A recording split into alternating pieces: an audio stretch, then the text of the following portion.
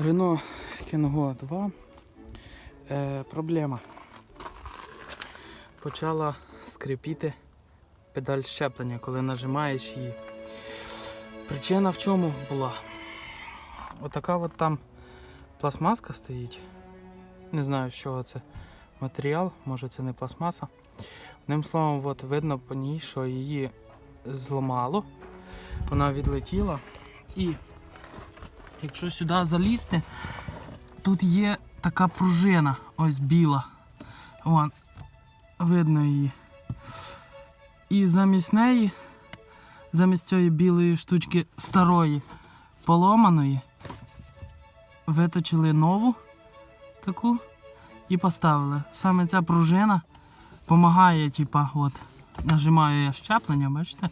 Вона рухається, допомагає, типа, вертає педаль щеплення і вона допомагає, щоб вона легше працювала.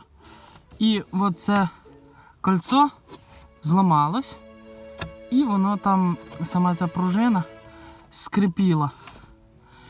Так що, якщо скрипить педаль щеплення, не обов'язково на Kangoo, це і на сценіках, і на Меганах, і на Kangoo 2, Kangoo 3, Citan. Багато автомобілів Renault з такими педалями, той самий принцип.